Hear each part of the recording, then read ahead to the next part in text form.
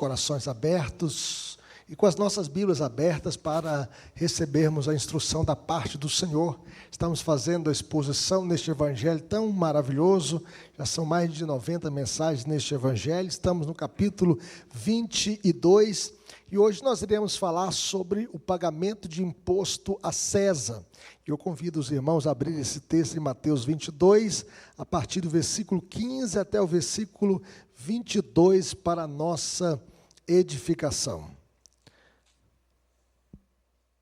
Eu convido os irmãos a se colocarem em pé mais uma vez. Vamos ler esse texto em pé.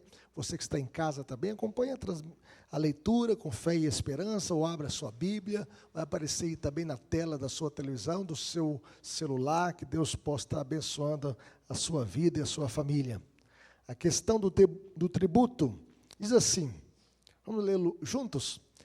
Então, retirando-se os fariseus, consultaram entre si como surpreenderiam em alguma palavra, e enviaram-lhe discípulos, juntamente com os herodianos, para dizer-lhe: Mestre, sabemos que és verdadeiro e que ensinas o caminho de Deus, de acordo com a verdade, sem te importares com quem quer que seja, porque não olhas a aparência dos homens. Dize-nos, pois, que te parece? É lícito pagar tributo a César ou não? Jesus, porém, conhecendo-lhes a malícia, respondeu-lhe: Por que me experimentais, hipócritas? Mostrai-me a moeda do tributo. Trouxeram-lhe um denário, e ele lhes perguntou: De quem é esta efígie e inscrição? Responderam: De César. Então lhes disse: Dai, pois, a César o que é de César, e a Deus o que é de Deus. Ouvindo isso, se admiraram e, deixando, foram-se. Que Deus nos abençoe. Oremos. Pai querido, fale conosco por meio da Tua palavra, Senhor, que a Tua palavra possa encontrar guarida em nossos corações, que a Tua palavra possa nos edificar, que a Tua palavra possa despertar o nosso coração, que a Tua palavra possa nos mostrar a relação, ó Deus, entre o cristão e o Estado, que a Tua palavra possa, ó Deus, tocar profundamente na nossa vida e que possamos viver para a glória do Senhor, influenciando este mundo, influenciando o Estado, influenciando as pessoas com o Evangelho de Jesus. Ó Deus, pois sabemos que somos o sal da terra e a luz deste mundo. Usa a nossa vida, Senhor, e fale conosco a cada dia, no nome de Jesus. Amém. Poder sentar, meus irmãos. A Palestina era uma região ocupada e os judeus estavam sobre o Império Romano. Havia 3 impostos correntes que se deviam pagar ao governo romano. Havia o imposto sobre a terra, o dízimo que tinham que pagar pelo o grão, 1/5 do azeite, do vinho que cada um produzia. Havia também o imposto sobre os rendimentos, que representava 1% das entradas de cada habitante. E havia também o imposto do recenseamento, que era um denário. Um denário é um dia de serviço de um trabalhador braçal. Assim, né, todo cidadão, homem, né, o varão, dos 14 até os 65 anos, deveria pagá-lo. Assim como todas as mulheres dos 12 até os 65 anos. Então, todos deveriam pagar esse denário anualmente. E por essa razão, os líderes religiosos, eles fizeram uma pergunta a Jesus: é correto pagar tributos a César? É lícito ou não? E essa pergunta foi feita por aqueles que tinham rejeitado Jesus. E eles queriam apenas pegá-lo numa cilada. No entanto, imediatamente Jesus percebeu o ardil do inimigo. Ele sabia que o verdadeiro objetivo não era ter uma resposta, mas sim colocá-lo em dificuldades.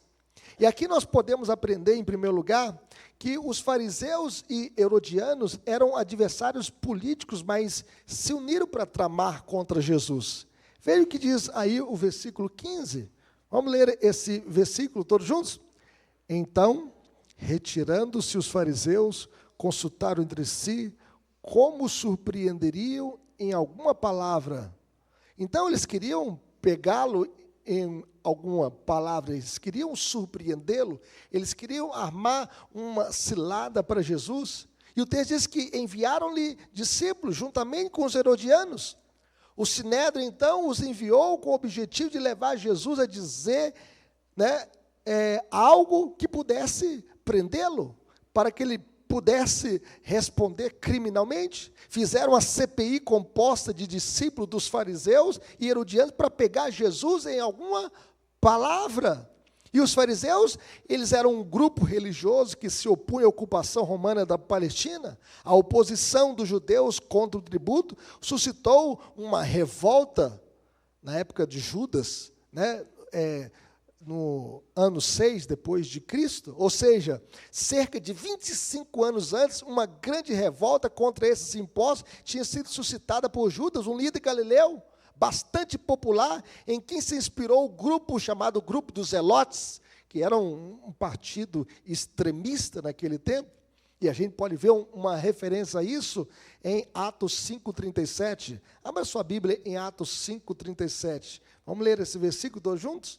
Atos 5,37. O que diz aí esse texto? Vamos ler comigo?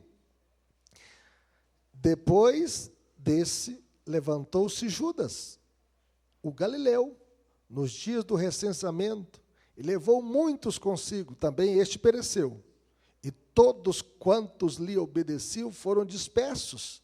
Então, nós podemos perceber que esse Judas aqui, ele fez um motim. Ele foi um revolucionário. Ele queria que a Palestina ficasse livre dos romanos. Só que os romanos esmagaram esta revolta sem piedade. O texto diz que ele pereceu e todos quantos lhe obedeciam foram dispersos. Já os herodianos, eles formavam um grupo político que apoiava Herodes Antipas e as políticas instituídas por Roma. E os herodianos eram do partido de Herodes, eles eram pró-governo. E eles eram inimigos políticos. Tanto os fariseus quanto os herodianos, eles eram inimigos políticos. Eles tinham ideologias diferentes, mas eles estavam juntos para resistirem a Cristo. Eles se juntaram para destruir um inimigo comum. Os fariseus não gostavam de Jesus porque ele os expunha à hipocrisia, ele tirava a sua máscara.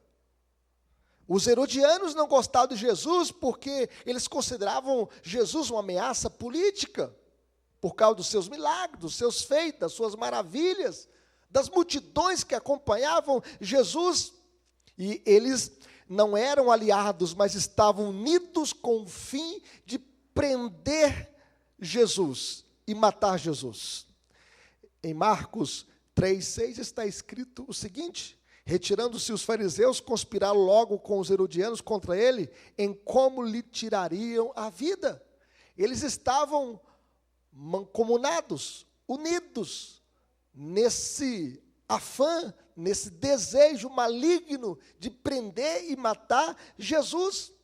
Os fariseus odiavam os herodianos, e considerando-os traidores da sua nação, mas apesar disso, eles uniram forças para tramar a morte de Jesus. Toda vez que você observar adversários políticos unidos em uma comissão para aprovar um projeto de lei, saiba que tem uma trama por trás, que tem uma estratégia macabra, maligna, diabólica. Esses dois grupos estavam unidos para tramar contra Jesus. Mas em segunda coisa, nós podemos observar nessa passagem que os discípulos dos fariseus e herodianos, eles usaram palavras bajuladoras tentando enganar Jesus. Veja o que diz o verso 16. O que diz o texto aí? Verso 16. Enviaram-lhe discípulos, juntamente com os herodianos, para dizer-lhe: mestre, sabemos que és verdadeiro e que ensinas o caminho de Deus de acordo com a verdade, sem te importares com quem quer que seja, porque não olhas a aparência dos homens. Então nós podemos perceber, em outras palavras, eles fizeram aqui para Jesus 4 elogios, bajulando Jesus, com palavras doces, com palavras que pudessem encantar e enredar o seu coração. Eles estavam dizendo: mestre, sabemos como o Senhor é honesto, íntegro, e ensina o caminho de Deus de acordo com a verdade, é imparcial e não demonstra favoritismo. O que eles disseram a respeito de Jesus era correto, quer soubessem disso ou não. Eles estavam dizendo palavras verdadeiras, mas com intenções malignas. Uma vez que Jesus é o mestre dos mestres, eles chamam Jesus de mestre. Jesus é o rabi, por excelência, ele tem todo o conhecimento, ele é o mestre por excelência, o mestre dos mestres. Ele é verdadeiro, ele é o amém, a testemunha fiel, ele é a própria verdade, a verdade encarnada. Ele mostra o caminho certo, ele é o próprio caminho, ele é o caminho que leva para Deus, o caminho de Deus pelo qual eles deveriam seguir. Ele pregava a verdade, toda a verdade, e nada além da verdade. Ele era imparcial, ele não julgava pela aparência, ele julgava pela a reta justiça. Essas declarações sobre Jesus eram verdadeiras, mas com intenções macabras, más, diabólicas. Meus irmãos, não é pecado fazer elogios, mas é pecado fazer elogios com intenções perversas no coração. Veja o que diz o Salmo 55, verso 21. Abra a sua Bíblia nesse texto. Veja o que o salmista disse nesse salmo. O texto fala assim: suas palavras eram mais macias do que a manteiga, mas no coração planejava a morte. Palavras macias. Suas palavras pareciam mais suaves do que o óleo, mas, na verdade, eram facas afiadas. Então, eles teceram elogios a respeito de Jesus, dizendo verdades a respeito do que Cristo era, mas com intenções malignas. Com essas palavras bajuladoras, eles estavam armando uma cilada para Jesus. E por esta razão, eles disseram: dize-nos, pois, que te parece? É lícito pagar tributo a César ou não? Em outras palavras, é correto pagar imposto a César ou não? Devemos pagar ou não? Os discípulos dos fariseus, meus irmãos herodianos, eles esperavam que Jesus caísse em uma armadilha em relação à questão dos impostos.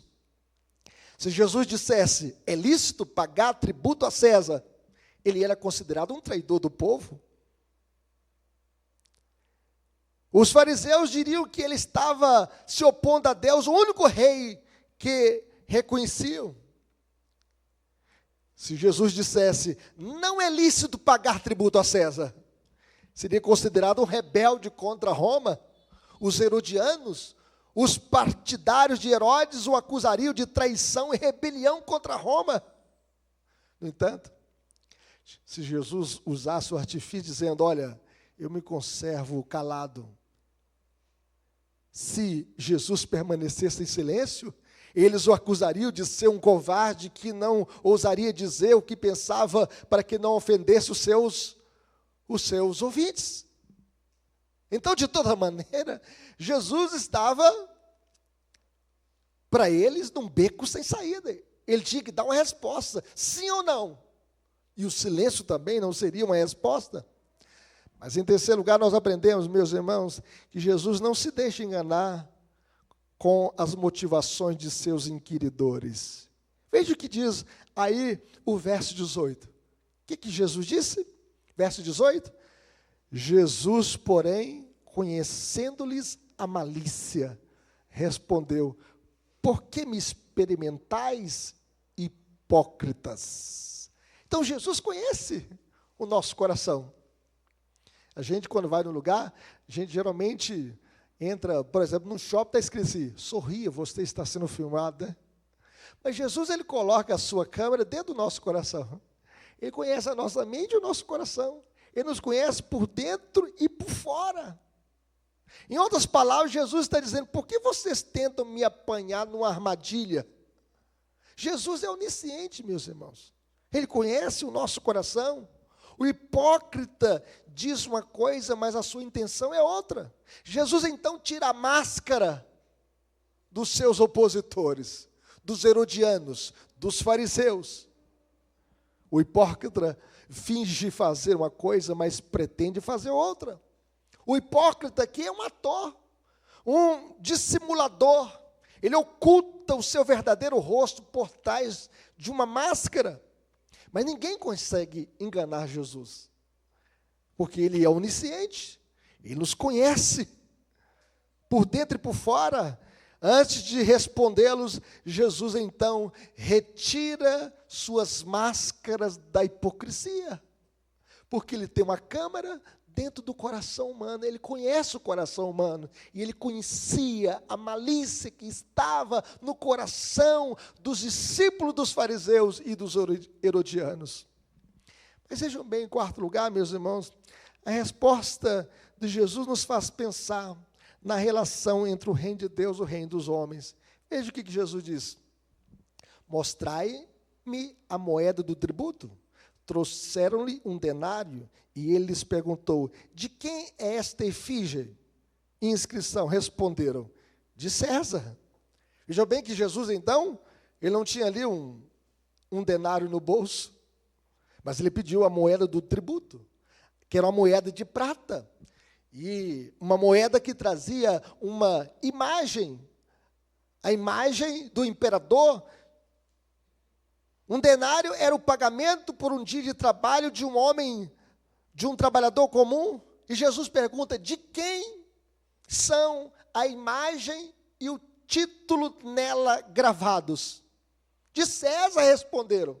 Toda moeda, se você pegar uma moeda de R$1, tem uma imagem, né? Um rosto de alguém ali.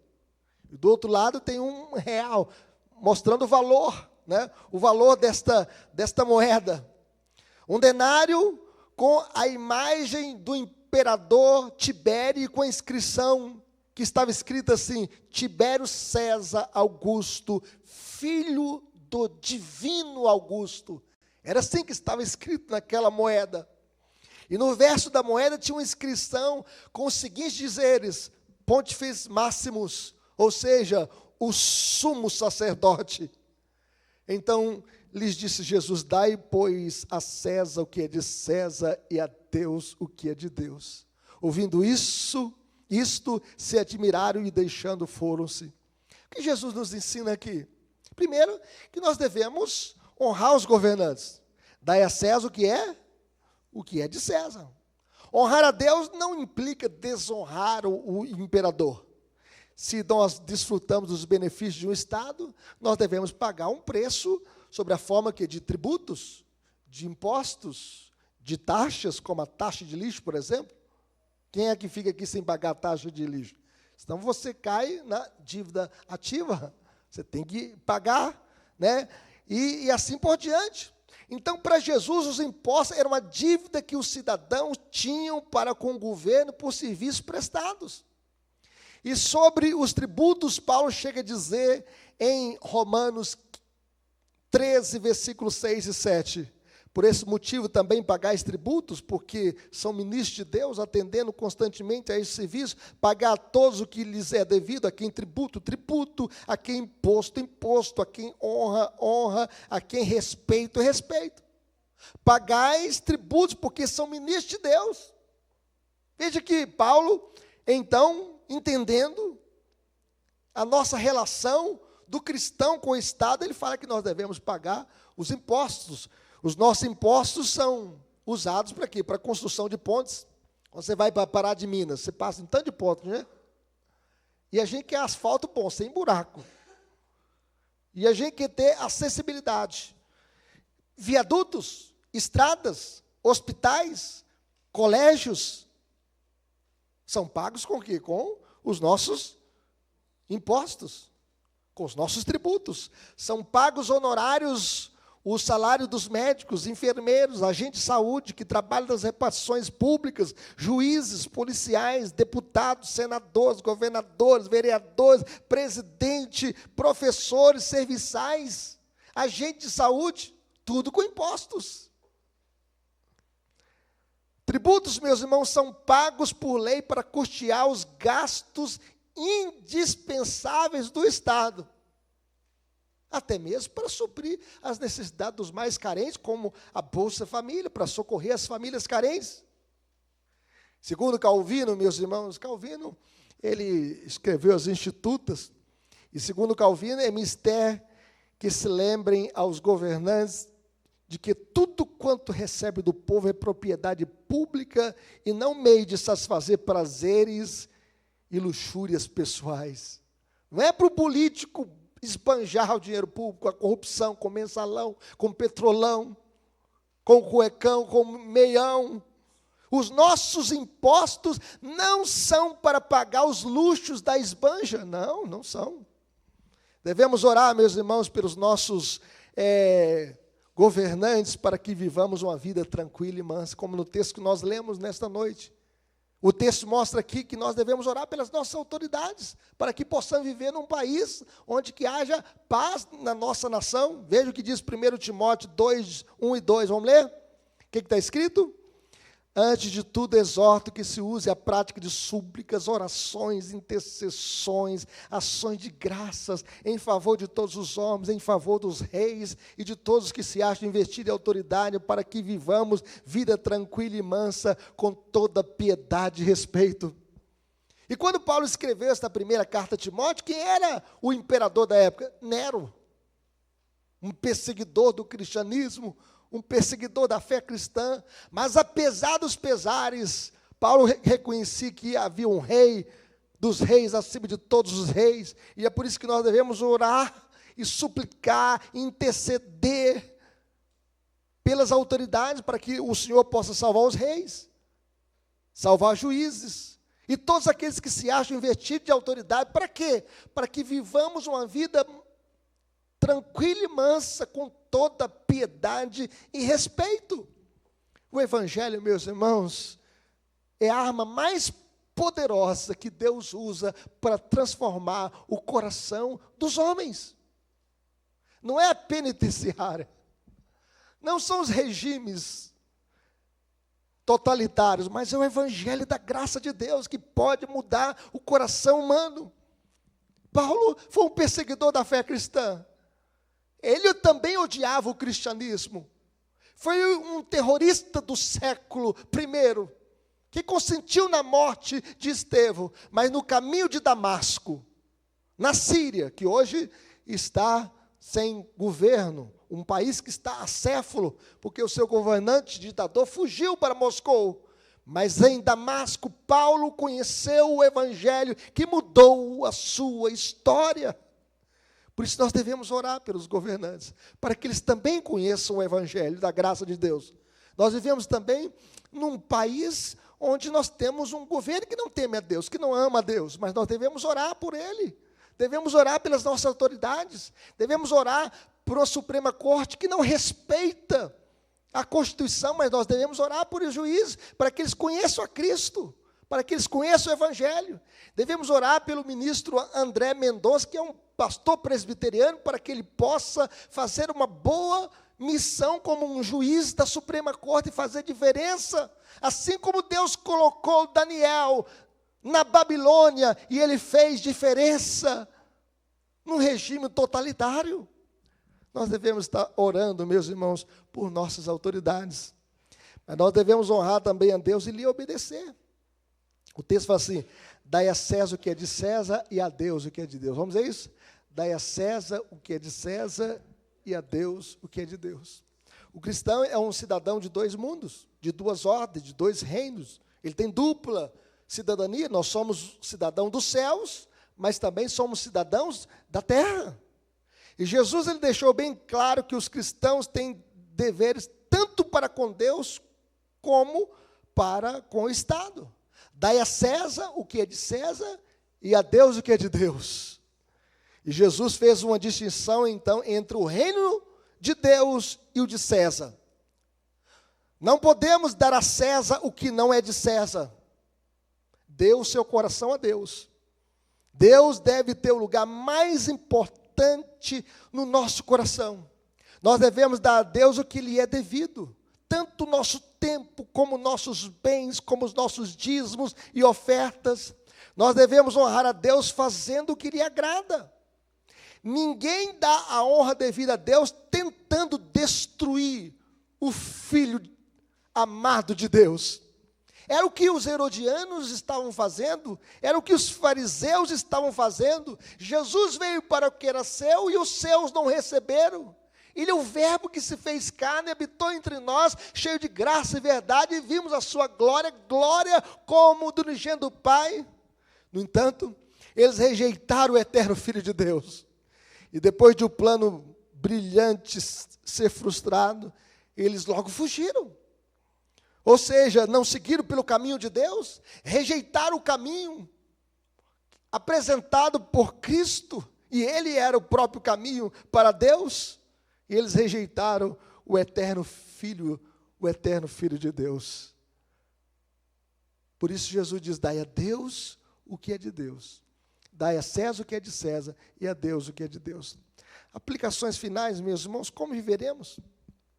À luz daquilo que nós ouvimos nessa noite, primeiro, sendo um bom cidadão na terra, que nós possamos fazer diferença neste mundo caído. O Estado é ordenado por Deus, sem as leis do Estado, a vida seria um caos, uma anarquia. Vamos pensar o seguinte, você sai aqui de Lindé e vai para o centro da cidade, se não tivesse as leis de trânsito, que bagunça seria o trânsito? Por isso o sinal fica verde, amarelo e vermelho. Ficou vermelho, você para. Ficou amarelo, você presta atenção para não passar e atropelar alguém na faixa, ou ficar vermelho, você também não ultrapassar, e ficou verde, sinal aberto para você. Sem as leis, seria uma anarquia. Paulo diz o seguinte, todo homem esteja sujeito às autoridades superiores, porque não há autoridade que não procede de Deus, e as autoridades que existem foram por ele instituídas, de modo que aquele que se opõe à autoridade resiste à ordenação de Deus, e os que resistem trarão sobre si mesmo condenação, porque os magistrados não são para temor quando se faz o bem, sim quando se faz o mal. Queres tu não temer a autoridade? Faz o bem e terás louvor dela, visto que a autoridade é ministro de Deus para o teu bem. Entretanto, se fizeres o mal, teme, porque não é sem motivo que ela traz a espada, pois é ministro de Deus, vingador para castigar o que pratica o mal. É necessário que lhe estejais sujeito, não somente por causa do temor da punição, mas também por dever de consciência. O cristão, ele tem que ser um bom cidadão, fazer diferença, respeitar as leis. Deus usa o Estado para colocar ordem na sociedade, visto que a autoridade é ministro de Deus para o teu bem. Para o teu bem. Entretanto, se fizeres o mal, teme, porque não é sem motivo que ela traz a espada, pois é ministro de Deus, vingador para castigar o que pratica o mal. Já pensou? Se as autoridades policiais entrassem de greve, por isso eles são proibidos de entrar de greve, seria o caos. Lembra no Espírito Santo, quando os policiais entraram de greve, e ali eles não podiam sair do quartel, porque as mulheres dos policiais fizeram uma mobilização, o crime, como estava meio-dia, troca de tiros. Nós precisamos das autoridades, para que haja ordem na sociedade. É por isso que está escrito na nossa bandeira, ordem e progresso. Não tem jeito de ter progresso sem ordem, sem respeito às leis. Um Estado que não tem leis que possa punir os malfeitores, vira-se um Estado anárquico, uma anarquia. E é por isso que Lutero chega a dizer o seguinte, que o governo mundano opera por meio da espada, a fim de que os que não desejam tornar-se bons e justos para a vida eterna seriam forçados a tornar-se bons e justos aos olhos do mundo, pelo castigo da espada. O Estado existe para manter a ordem, incentivar a prática e punir o que pratica o mal. Quando o Estado não cumpre essa função, é porque ele foi deteriorado.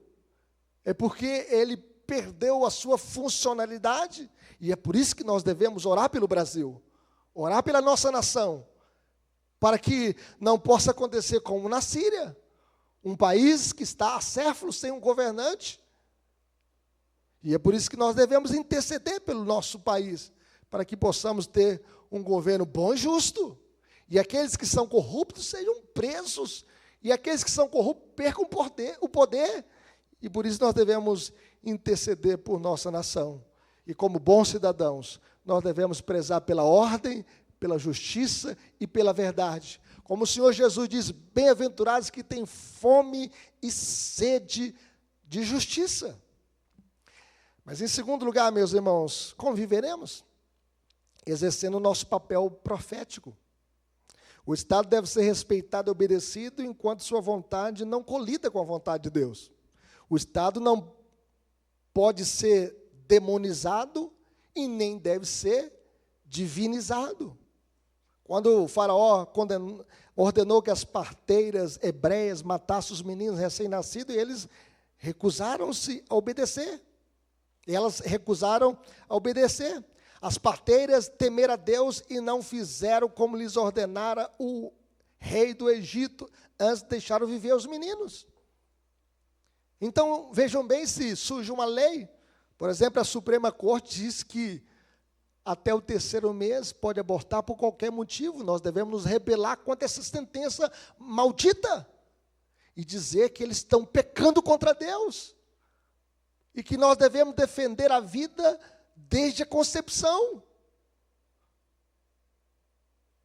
Quando o rei Nabucodonosor lançou um edito segundo o qual todos os seus súditos deveriam prostrar-se e adorar a imagem de ouro, Sadraque, Mesaque e Abednego recusaram-se a obedecer, apesar da fornalha acesa. Apesar da fornalha acesa e aquecida 7 vezes, e eles estavam dispostos a morrer pela fé, a serem lançados para dentro da fornalha acesa. E foram lançados, mas não foram consumidos, porque o 4º homem, semelhante ao Filho dos Deuses, estava ali. E eles não receberam nenhum calor daquela chama, porque o Senhor os protegeu, o Senhor os guardou, mas eles estavam dispostos a morrer pela fé, mas não se dobraram diante da imagem de Nabucodonosor, porque eles adoravam o Rei dos Reis e Senhor dos Senhores. Eles adoravam o Deus vivo e verdadeiro, e jamais se prostrariam diante da imagem que Nabucodonosor levantou na Babilônia. Quando o rei Dario decretou que por 30 dias ninguém deveria orar a qualquer deus ou qualquer homem, exceto o próprio rei Daniel, recusou-se a obedecer. A Bíblia diz que ele abria as janelas do seu quarto para as bandas de Jerusalém, e ele orava de manhã, à tarde e à noite, da mesma forma. E por causa dessa desobediência civil, ele foi lançado para dentro da cova dos leões, disposto a morrer pela sua fé. Mas Deus também fechou a boca dos leões e mostrou que ele é Deus de Daniel, e ele testemunhou a sua fé para Dario e todo o seu reino. Nós não podemos, meus irmãos, parar de orar. Se surgir um decreto aqui no Brasil dizendo, olha, a igreja tem que ficar fechada 30 dias, não pode ter oração do povo de Deus, nós iremos continuar orando com as portas abertas e buscando a face do nosso Deus, porque o Estado não pode interferir na nossa fé, no nosso culto a Deus. John Stott diz o seguinte: se o Estado exige aquilo que Deus proíbe, ou então proíbe o que Deus ordena, o nosso dever é claro: resistir, não sujeitar-nos, desobedecer ao Estado a fim de obedecer a Deus. O Estado não é Deus. Ele pode muito, mas não pode tudo. Como disseram os apóstolos diante do Sinédrio, os judeus, o tribunal eclesiástico judaico se reuniu e falou: olha, vocês não podem pregar esta doutrina, vocês não podem pregar em Jerusalém sobre Jesus e a sua ressurreição. E os apóstolos disseram, é preciso obedecer antes a Deus do que aos homens. Porque Jesus diz, ide por todo mundo e pregai o evangelho a toda criatura. Nós temos o nosso irmão Pedro aqui, do nosso presbitério, ele se preparou para pregar na Malásia, no Oriente Médio, está indo para o Paquistão, e lá tem uma ordem que não pode pregar o evangelho, mas mesmo assim ele está ali para pregar o evangelho da graça de Deus, disposto a morrer pela fé em Cristo Jesus. Todas essas recusas, meus irmãos, foram heróicas a despeito das ameaças que acompanhavam a lei. O reverendo Hernandes Dias Lopes, ele diz o seguinte, quando a autoridade foge do seu caminho, quando deixa de ser ministro de Deus para fazer o bem e punir o mal, quando oprime, quando corrompe, quando torce as leis ou elabora leis injustas de opressão, quando cria meios e instrumentos para expoliar os fracos, quando suborna os tribunais, quando arrebata o direito do inocente, quando ama o luxo e esquece a fome e a miséria do povo a quem governa, quando promove a idolatria e induz o povo a se desviar, quando colabora com a depravação moral e o desbarrancamento da virtude, então esse governo precisa ser alertado. Nós temos uma missão profética neste mundo, nós precisamos pregar a palavra de Deus. O Estado precisa ser alertado como João Batista alertou o rei Herodes Antipas, que estava traindo o seu irmão, e ele diz, não tinha lícito possuir a mulher de seu irmão, você está em pecado, você está em adultério, você quebrou a lei de Deus. Como Dietrich Bonhoeffer ergueu a sua voz contra o nazismo alemão, e o nazismo todos nós sabemos o que é. Hitler queria uma raça pura, e eles consideraram então o judeu uma raça impura, por isso 6 milhões de judeus foram mortos. E Dietrich Bonhoeffer se opôs corajosamente a Adolf Hitler, e aos preceitos do nazismo até ser enforcado como espião em um campo de concentração nazista em abril de 1945. Dietrich Bonhoeffer se levantou contra os desmandos e contra o nazismo de Hitler. E essas palavras de Bonhoeffer são citadas com frequência. Não devemos apenas colocar curativos nas feridas das vítimas esmagadas pelas rodas da injustiça, devemos destroçar as próprias rodas. Devemos entender, meus irmãos, que a igreja é consciência do Estado. Nós não podemos ficar silentes diante das aberrações quando o Estado se levanta contra Deus e a sua palavra. Nós devemos falar a verdade em amor. Nós somos o sal da terra e luz do mundo. O sal não foi feito para ficar no saleiro. O sal no saleiro não salga a comida na panela. Nós somos o sal da terra. Nós somos a luz do mundo. A luz está aqui no ponto mais alto para iluminar esse ambiente, trazer visibilidade sobre as letras da Bíblia que você está lendo e para que a gente possa olhar e ver o rosto uns dos outros. Nós somos a luz do mundo e nós não podemos ser omissos. Todos os aspectos da vida terrena, meus irmãos, estão sujeitos ao Deus soberano. Ao Deus soberano. Mas, em terceiro lugar, conviveremos, cuidando para não dar a César aquilo que pertence somente a Deus. A moeda trazia a imagem de César, enquanto o ser humano traz a imagem de Deus. Nós somos a imagem e semelhança de Deus. Deu o seu denário a César, mas não deu o seu coração a César. Não podemos reverenciar as imagens de ditadores, imperadores, presidentes, seja de partido A, de partido B. Não podemos adorar pessoas, partidos políticos ou o Estado, mas somente a Deus. E o pecado, meus irmãos, desfigurou a imagem de Deus. O pecado arrasou com a nossa vida. Mas por meio de Jesus, esta imagem pode ser restaurada. Ele que restaura a nossa vida. E Paulo chega a dizer, se alguém está em Cristo é nova criatura, as coisas velhas se passaram, eis que tudo se fez novo. Não dê o seu coração a César, mas a Cristo, e que Ele seja o Senhor em todas as áreas da sua vida, no seu casamento, na sua empresa, no seu trabalho, na sua escola, na sua faculdade. A quem os discípulos do reino devem se devotar? A Cristo, o Rei dos reis e Senhor dos senhores. Ele é a imagem do Deus invisível. A imagem de Tibério César estava numa moeda.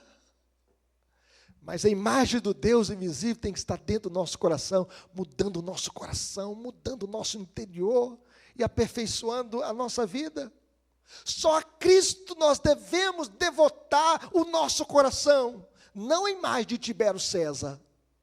Nós não nos prostramos diante da imagem dos imperadores, nem da imagem de Nabucodonosor, mas nós nos prostramos diante de Jesus, a imagem do Deus invisível. O nosso coração é dele, a nossa vida é dele. Tudo que somos e temos é dele. E a vida só faz sentido quando Cristo é tudo na nossa vida. Dai, pois, a César o que é de César, e a Deus o que é de Deus. Que Deus nos abençoe.